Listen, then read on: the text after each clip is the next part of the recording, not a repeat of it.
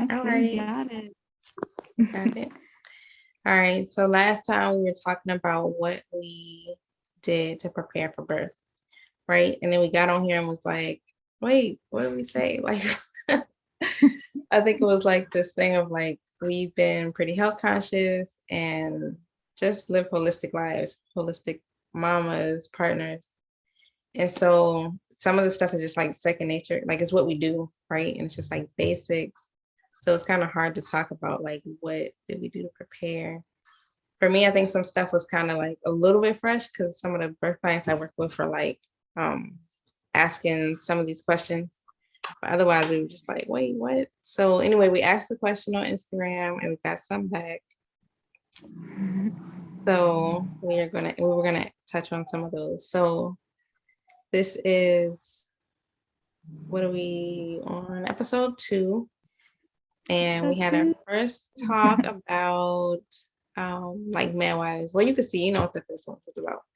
But so I'm back with Sharma, the enema advocate, mucusless diet practitioner, and natural mama.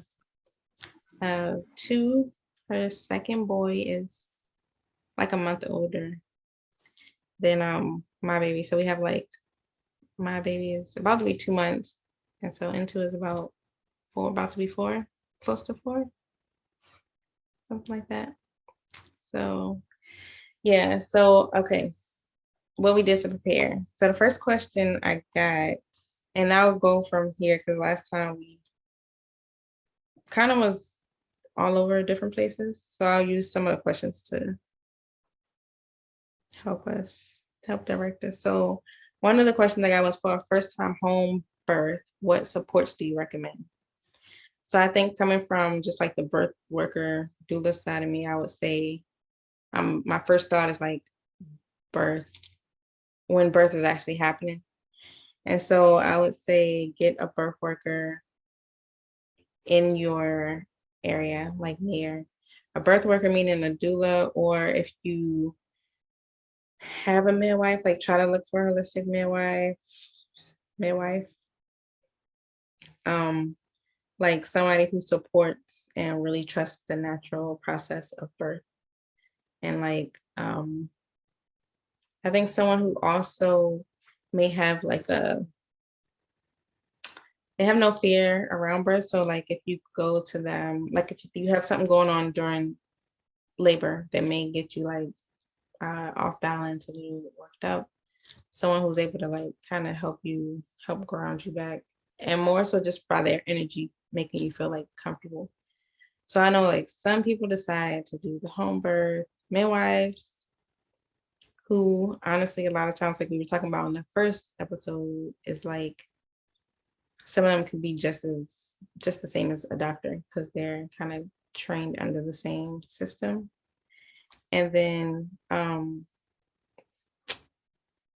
you may find a more holistic midwife. And also what I would like to say about that too is like, don't underestimate like I don't want to say like kind of like underground midwives or like birth workers who even midwives who may not have a license, like they may have been trained, don't have a license, but I would just say somebody who knows. So like you should do the research if you feel like you are not in a space to do like the whole research and find out like all the medical. Let's see. Well, I have to. I'm gonna be talking anyway. If you're not going to be doing all the research to find out like what you should expect and stuff from your body after birth, have somebody who does know, like, okay, what to do if you happen to start bleeding or things like that. Like, so you're just not, I wouldn't say just go into it.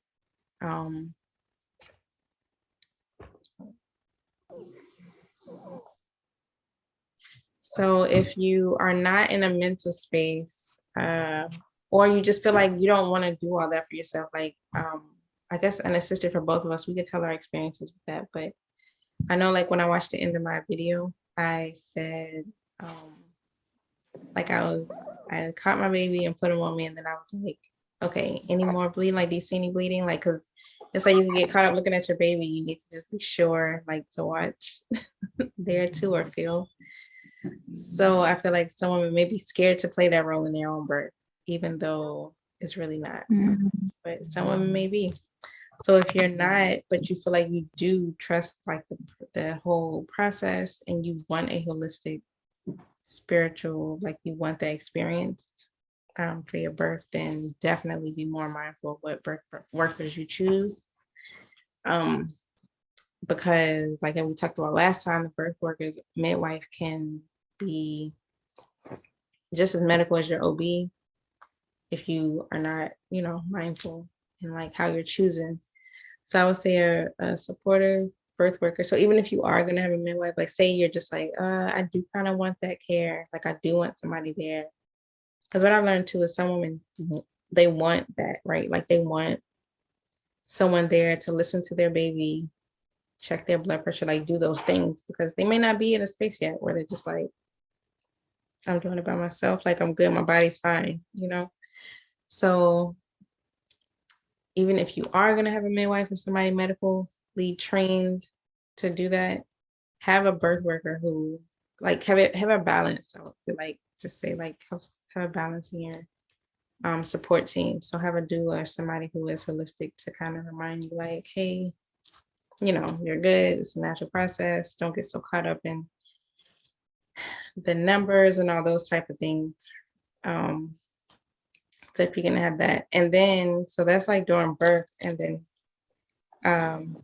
it's like the immediate after birth can be hectic, like, and then you're tired, so you just want to get to bed. There might be a lot of cleanup. So I would say like have somebody, even if you do decide to go unassisted, like just have somebody that's gonna help you with the overall upkeep and cleaning of the space. Because that part can just be like, it's so much easier, like to just be like, okay, hold the baby while I step out the tub, while I do that, like you don't think about all that stuff until it's going on. Well, you do, but sometimes you don't. And so it can be, right? Like, I don't know, how long would you say it took after y'all did so like you push the baby on the bathtub, and how long do you feel like it took to get settled down? Do you even know that? Because the time goes so crazy. After I pushed the baby out, Ziggy was holding the baby and hanging out with Zoe, and the whole time I was still in the shower. I was just like, I can't get out. Only because like I was so warm and I felt so light at the same time. I'm just like,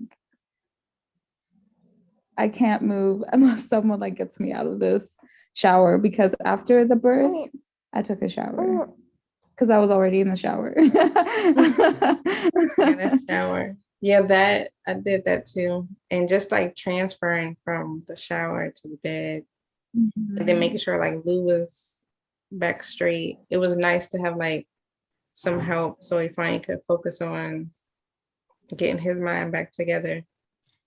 So yeah, even after birth, like even if you are assistant, like doing unassisted, and you want to push your baby out with nobody else there, like just have somebody be on call, like, hey, the baby just came out. They over there like helping you get things back cleaned up, and your tea and that kind of stuff together. Because I really appreciated that. And even like after that first day, like after the immediate birth, but even just the next few days, like getting someone lined up to help with your first child, if you have other children. And because having a home birth, I think you don't want to, I think it leaves you like you need more time to just like, wow, I just did this, and like let that sink in. So like give yourself like those 30 to 40 days of being in the house, being like, wow, I just did this, like, and I did it at home.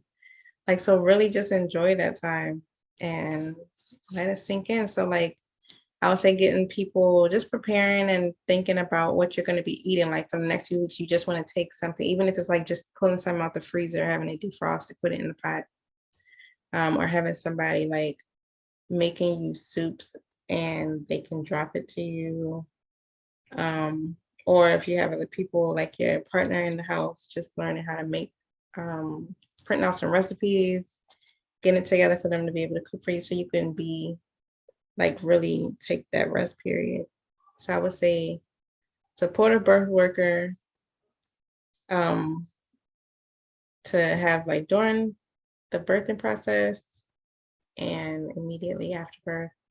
And then like after birth, like for your weeks, like having somebody to, yeah, you have anything? Yeah, I just have to say, for some people who don't have support, or let's say a doula who does not want to support an unassisted birth, you know, definitely like having things there, like Brittany was just saying about food, you know, like having maybe a meal train, lots of towels, you know, water, like anything that you think you will need and baby would need, like a blanket after birth and whatnot. Like, I think right now, like, it's also learning about how can you be a doula to yourself and a midwife to yourself, you know. It sucks. It really does. And it does help to have support, but when you don't, and it's either just you that want to do that kind of birth and not your partner, like it's gonna be hard. But I say, like, educate yourself, get anything that you would need to feel like prepared for after the birth, you know, cleaning up and whatnot. I mean, you don't have to clean up like right away kind of thing, but like just make sure that you have those things to make you feel prepared. Again, like towels, water, blankets, you know, food ready for baby, or if you have children, you know, so like meal prepping before you give birth, for after birth. Yeah. You know, would definitely help if you don't have support.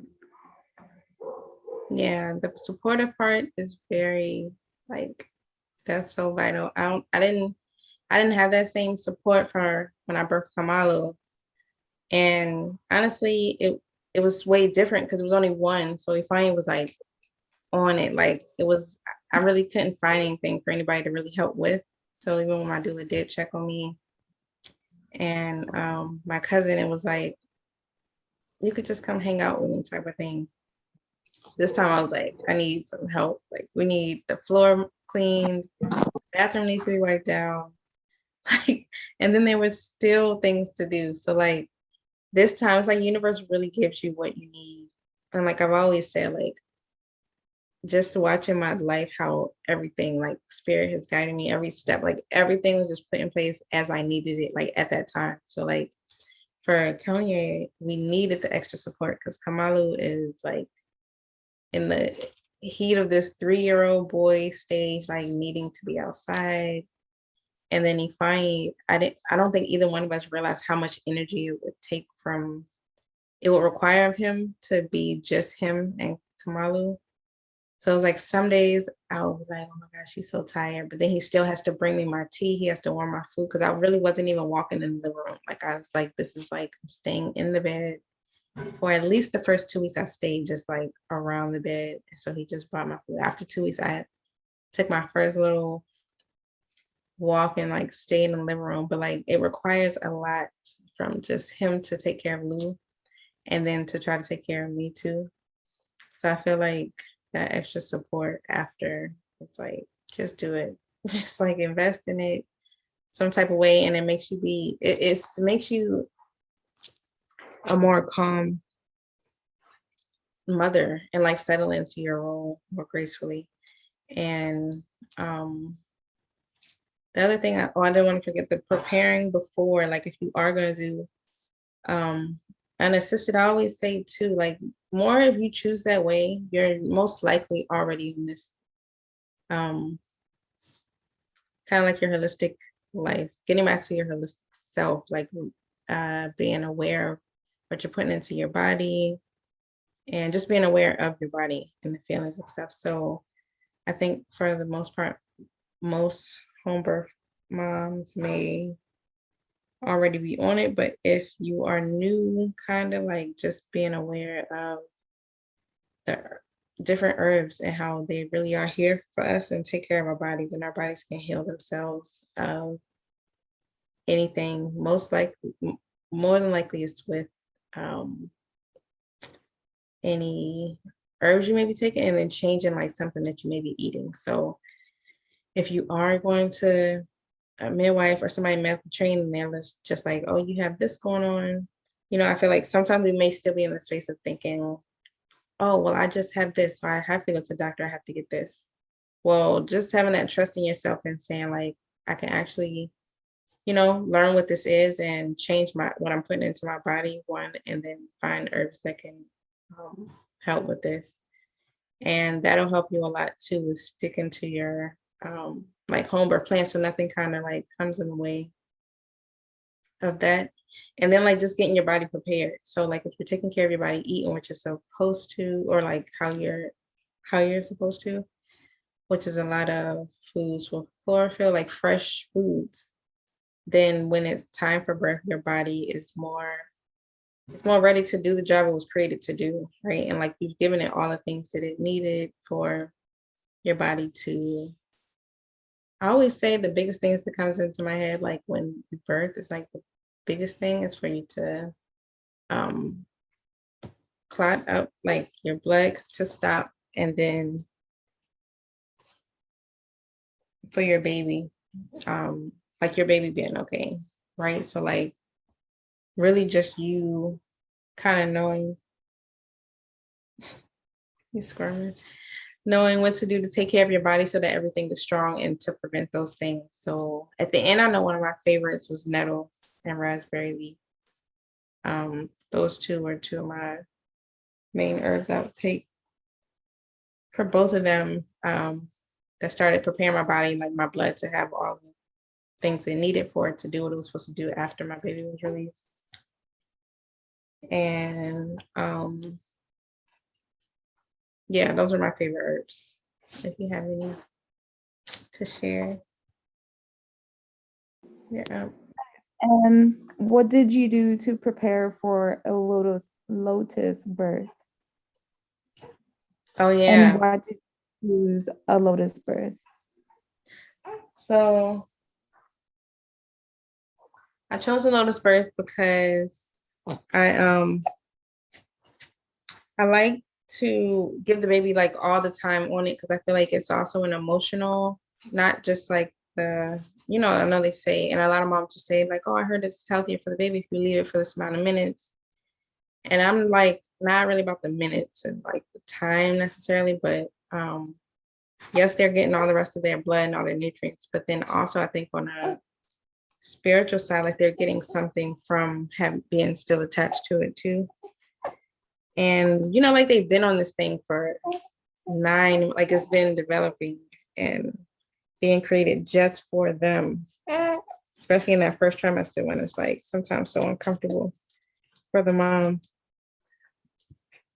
So I feel like to just detach them from it, for me, I just wanted to take my time. And I noticed with Kamalu, we asked him like, is it okay? Like, are you ready for us to detach it?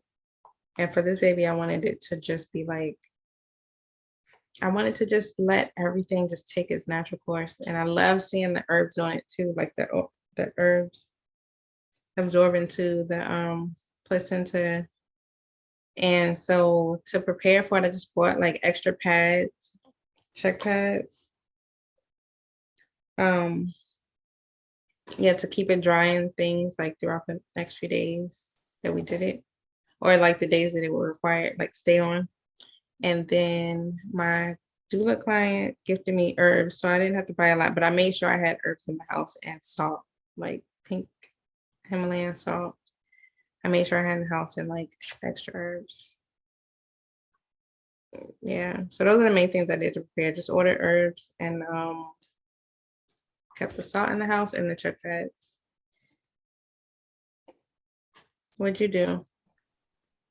Nice. I ordered a lot of herbs from my What kind favorite did you herb use? house. Did you do like a big mix? The first time I did it, like I wasn't tracking anything like my birth or whatnot. So with Zoe, when he was born, the only herbs we had in the house was Ziggy's lung cleanser herbs, and it smelled so bad. It was so bad. I forget what it was, but it was like echinacea and like I don't know, robelia, Yeah. and some other herbs, but they were so dang. So this time I actually prepared for this Lotus birth and I got like calendula, rose petals, mother's wort, St. John's wort, lavender, marshmallow root, just any herb that would smell nice. I think I got mint, lemongrass, and others. But mostly salt. We made sure that we had salt to help dry out the placenta, to help dry it out. But it was really pretty this time and it did not smell bad. It was not as stinky. That was one of my favorite parts, is the the lavender. Lavender is my favorite. It's like my new favorite, like within the last, I don't know, like less than a year. But lavender on the placenta, oh my goodness. I know every time I woke up to breastfeed the baby and I had to switch him over, I would just like get a whiff of it, like, oh, it smells so good. So lavender was one of the ones we put in there. Rose and rosemary. There's this bush, so I always love rosemary. There's this lady has this farm around the corner, this little garden space, and she has a rosemary bush and it's huge. So I had harvested some from there. Well, I think Lou got it for me when he went on a walk. And so I put that and a lot of salt. Calendula I did use, but in the mix, I don't know exactly what was in it, but I did use, like, lavender was my favorite one. That was my favorite. And then I think that was it. That's all I had to prepare for Lotus birth. And then, so look, the other question was,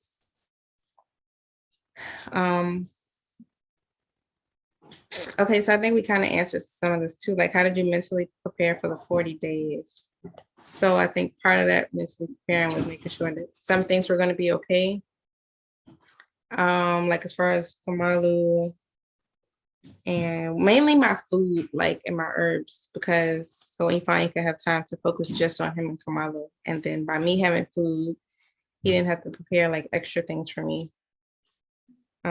Me having food meant me and the baby are okay. Him and Luke could do their own thing. And so that was a big part of mental prep. And then also, like, I did think a lot, like whenever I would get bored or kind of like feel like I was even thinking about like, oh, I should just walk in the kitchen and get this. Like, I would just have this vision of like, just my organs. I'm like, you just did a whole lot and we're trying to get back like, like as they were before. We're trying to get back settled down. So like, you need to take it slow. So I would think a lot about, like, I just had like this vision of that.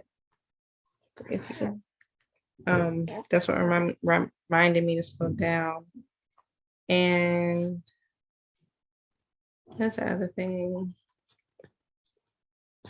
Yeah, and then a lot of times I message my friends and I'll be like, oh, I'm sorry, baby. Oh, my finger slipped and hit him. I'm sorry. Oh no, Brittany beating up her baby.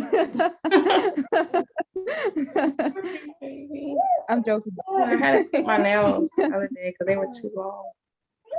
I'm sorry. I'm gonna check them. So, what was I saying? The other thing, I forgot. It threw me off. I'm sorry. I don't remember what I was talking about. I lose track fast. Oh, that's okay. So for your 40 days off, recuperating, what did you do for food? So I told my friend set up the meal train. And they just kind of asked like what foods I would like. And so I had told them I wanted like a lot of soups, like warm things. I like curry. So I got a lot of like chickpea curries and hydrating soups and a lot of drop-offs of coconut water and different fruits, because I was starting my days with fruits. So they would ask me and I would just say, like any organic fruits you could find, that's good. And so they were dropping me off a lot of that, fruits, coconut water, and soups, and like stews, like lentil stews. And so I had a lot of that. So that kept me down in the bed. And then like I remember the other thing I was gonna say is like I would message certain friends that already had multiple children. They'd be like, trust me, just enjoy this time, because like I did know that when I got up and moving, it was gonna be like, oh my goodness, managing 2 children. So like it wasn't gonna be like walking around this quiet house with this one baby, like with Lou. So that too made me a lot of times like just chill and like just be like, enjoy this time, like really be present and just enjoy this time with just him when I don't have 2, because literally that 40 days, it went fast. It went I started getting bored like week 3, but when I think about it now, it's like, wow. Like I think we were like a day or 2 past 40 days before I even realized that like it was up and over and I can go out. So yeah, I think that. And then for me, like we don't like to watch a lot of TV. But some of the times like I had to suck it up, and like Lou would be on TV, like screen time more than I wanted. But it was also just being gentle with myself in the process, so I can just relax too and not being like, we need to be outside, but it's like, who's like, how are you gonna do that? You can't be outside in the sun all day. And plus it's cold. So I think birthing in November helped a lot too, because it was too chilly to be out. Yeah. Yeah, I hated that about a fall baby, because my first baby, I had a summer baby and it was perfect. We were out, we were chilling, we're with the sun, we were with the elements, But this baby, I'm just like, oh, it's so cold. Like I didn't know how to dress him or anything. I'm just like, is he too hot? Is he too cold? I don't know. Yeah, it's a lot. So let me see. How did you prepare for 40 days? Let me see. Okay, another one was, okay, what were some affirmations that you held? Well, either that or who was on part of your support team? We can answer who was part of your support team first. Yikes. Who was part of your support? To be honest, it was like my internet friends. Yeah. More than like real life people, because okay, hold on. I think Zoe wants to answer that question. Who was my oh, it spit up on me. So my support was that's better. Oh, you back? You want to go? You want to keep going? Oh, okay. it was pretty much you know, we were talking about our birth and whatnot and what we wanted our birth to be like. And Ziggy, my partner, you know, like that was my support. Oh, and okay, and Tara. I am so sorry. She's a doula that I found at the end, like going towards the end of my pregnancy, just helping me with what can you say, like making me feel confident in my ability to give birth on my own without having anyone like watching me, like keeping time, like, okay, it's been 12 hours, I'm gonna get the knife, you know. So that was really good. What about you? Our support, I would say it was my sister friends who towards the end, towards the end when I started getting more like births about to happen, what made a lot of what helped me calm down a lot and manage that was like our Sunday dinners. We would get together. And one of my friends had just given birth in the summer, and so like just having them around to like support this thing I was doing and actually being excited about it, like, oh, we can't wait to meet the baby, but not of the whole like, well, what are you going, like, are you going to see a doctor? Are you going to do this? Are you going to, like, it was just like, you know, it was just felt refreshing to be around them, and they just like excited for this thing and excited to witness it. Definitely you, because I think you were one of the first ones that started being comfortable talking about more like, okay, all the way unassisted, like haven't been to the doctor. So like, what are you doing? Like, how you feeling? That kind of checking in was like really important for me. And to stay grounded and not get too like caught up, I feel like too. I was going to some births, and I know one birth I was at, and like the woman's pushing, and the OB is like, you're pregnant. Like, who's your midwife? And I was like, I don't want to say like, I don't have one, I'm not coming here. Cause I feel like sometimes I don't know. I didn't want the judgments. I didn't want anything. So I don't remember what I told her. She was like, oh, I can recommend you some. And I was like, I don't want any, like any that you're gonna recommend. She told me a name of one. It was like, she's really good. And I was like, thank you. But a few of them asked me that, and I was like, I don't want to talk about this. So it was really like refreshing too to come talk to somebody else who I knew was like doing all the way unassisted too. And so my sister friends, you and Ifeanyi. So like when you talk about physical support too, like who did I ask to actually be here? Was I knew from the beginning, like I just wanted Ifeanyi, my cousin Bird, and my sister friend Brooke and Kamalu. So that's all who I had asked and like planned to be here. So you have to stay tuned for my birth story to find out like how all that went. But it was just them, and it was like that I trusted that my sister friends were not going to be afraid. I knew they were going to support me, like just be there to support. And I asked them mainly to be here, like to help with Kamalu and just like the flow of things in the house. Whether it's keeping my altar, he pooped.